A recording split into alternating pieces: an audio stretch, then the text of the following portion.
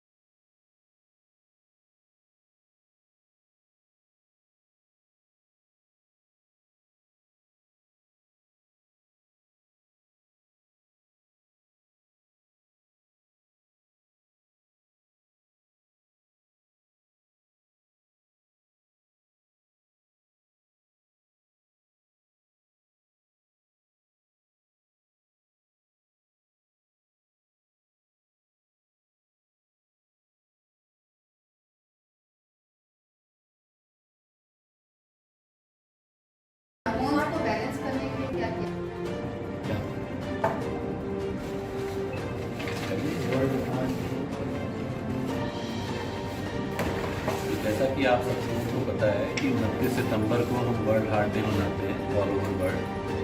Basically ये heart day इसलिए मनाया जाता है कि हम सबको दोबारा रीइंफोर्समेंट हो सके, हम सबको दोबारा याद दिला सकें कि हार्ट हमारे के लिए कितना ज़रूरी है। अब देखो, हार्ट एक ऐसा पंप है बॉडी का जो हमारी बर्थ से लेके लास्ट ब्रेथ तक, जन्म से लेके मृत्यु तक हमारे लिए कॉन्टीन्यूसली काम करता रहता है। हर मिनट उसको 5 से 6 लीटर ब्लड पंप करना होता है ताकि हमारे पूरी बॉडी को ब्लड मिल सके और ऑक्सीजन और न्यूट्रिएंट्स मिल सके। तो ऐसा कॉन्टीन्यूस काम करने वाली मशीन को हमें ज़िंदा रखने के लिए ये बहुत ज़रूरी है, तो इसलिए हमें उसका पूरा ध्यान रखना चाहिए। इसीलिए वो याद करने के लिए, इसी को रीइंफोर्समेंट के लिए वर्ल्ड हार्ट डे 29 सितंबर को मनाया जाता है। आजकल जो हम देख रहे हैं कि हम रोज़ नई खबरें भी सुनते हैं, आप लोग सब मीडिया, हमारे जो सहकर्मी हैं वो भी इस बातों को पब्लिश करते रहते हैं, उजागर करते रहते हैं कि यंग लोगों में बहुत ज़्यादा हार्ट की बीमारियां देखी जा रही हैं, बहुत से यंग लोग इसके शिकार बन रहे हैं। मुझे ये हार्ट का इलाज करते हुए अब 25-30 साल का एक्सपीरियंस हो चुका है। मैं भी बहुत परेशान हूँ जब मैं देखता हूँ कि बहुत से यंग लोग, बड़े जवान बच्चे, पहले हम सोचते थे कि हार्ट अटैक की उम्र 40 साल से कम में लोगों को नहीं होती है, बट अब 25 साल के लोग, 30 साल के लड़कों को भी हार्ट अटैक हो रहा है। तो इससे हमारी ये जिम्मेवारी बनती है कि हम समाज में ये इन्फॉर्मेशन दें कि कैसे इससे बचा जा सकता है।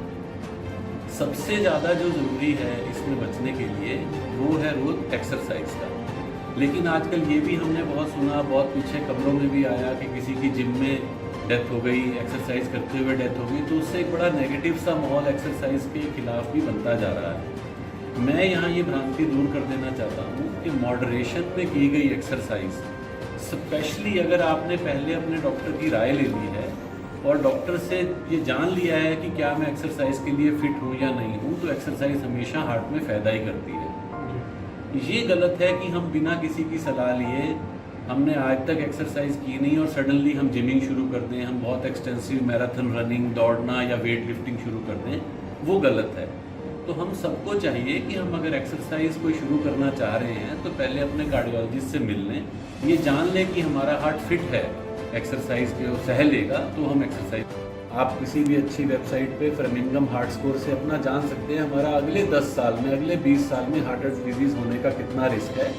जो लोग हाई रिस्क में आते हैं उनको और भी ज़्यादा ध्यान देने की ज़रूरत है, वो अपना रिस्क फैक्टर मैनेजमेंट और भी ज़्यादा करें। उससे हमें ये पता चल जाता है कि हम किस हद तक हार्ट अटैक से बच सकते हैं। तो मेरा संदेश यही है कि हार्ट अटैक एक प्रिवेंटेबल बीमारी है, हार्ट डिजीज़ प्रिवेंटेबल चीज़ है 90% तक। 90% तो बहुत ह्यूज नंबर है। अगर हम अच्छे से रिस्क फैक्टर मैनेजमेंट करें, अपने डॉक्टर की सलाह माने, अपनी जो हमारे रिस्क फैक्टर्स हैं, डायबिटीज़ है, ब्लड प्रेशर है, लिपिड प्रोफाइल है, उसको मैनेज करें, रेगुलर एक्सरसाइज करें, स्मोकिंग ना करें, तो हम इससे बहुत हद तक बचे रह सकते हैं। तो अभी तक आपने ऐसे कितने हार्ट अटैक को सही किया? मैं करीब 15 से 20 हज़ार हार्ट अटैक के प्रोसीजर्स कर चुका हूँ। एग्जैक्ट नंबर तो ऐसे ऑफ हैंड में नहीं बता पाऊँगा, बट जैसे इंसिडेंस बढ़ता जा रहा है तो अनफॉर्चुनेटली हमारा काम भी बढ़ता जा रहा है, जो हम नहीं चाहते। लेकिन ऐसा कौन सा कारण है जो हार्ट अटैक इतना जल्दी आता है, मतलब 11 साल के बच्चों तक का भी आ रहा है? देखिए, इसमें मैं थोड़ा सा करेक्ट करना चाहूँगा। ये क्लियर नहीं है कि 11 साल के बच्चे, एक्चुअली क्या हो रहा है कि जो भी सडन डेथ हो रही है, सडन डेथ मतलब आदमी अभी ठीक था और अभी उसकी डेथ होगी, तो उसको हार्ट अटैक का नाम दे दिया जाता है। यंग लोगों में कई बार वो हार्ट अटैक ना होकर अरिथमिया की बीमारी होती है, और भी कारण है सडन कार्डियक डेथ के। हाँ, हार्ट अटैक एक मेजर कारण है, तो ये कह देना तो पॉसिबल नहीं है बिना पोस्टमार्टम या ऑटोप्सी रिपोर्ट किए कि उनको हार्ट अटैक से ही डेथ हुई थी। हाँ, सडन डेथ का एक मेजर कारण हार्ट अटैक है। कारणों में आजकल स्ट्रेसफुल लाइफस्टाइल का एक बहुत बड़ा रोल है।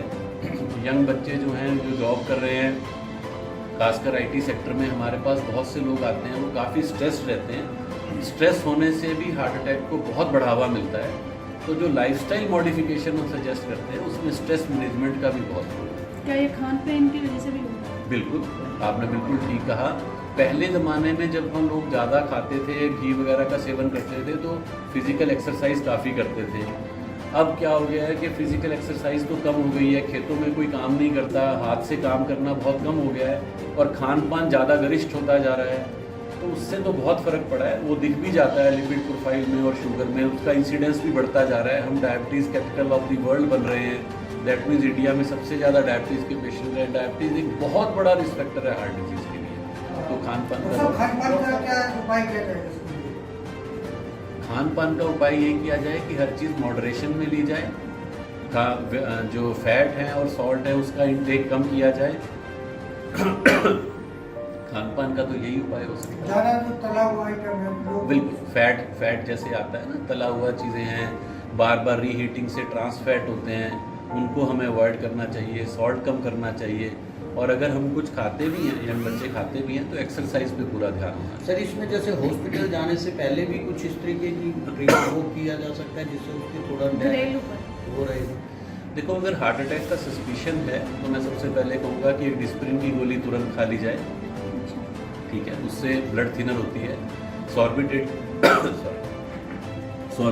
नहीं, वो तो आपके डॉक्टर आपको बताएंगे, बट अगर सस्पिशन में हमें पूरी डिस्प्रिन की गोली चबा के खा लेनी चाहिए।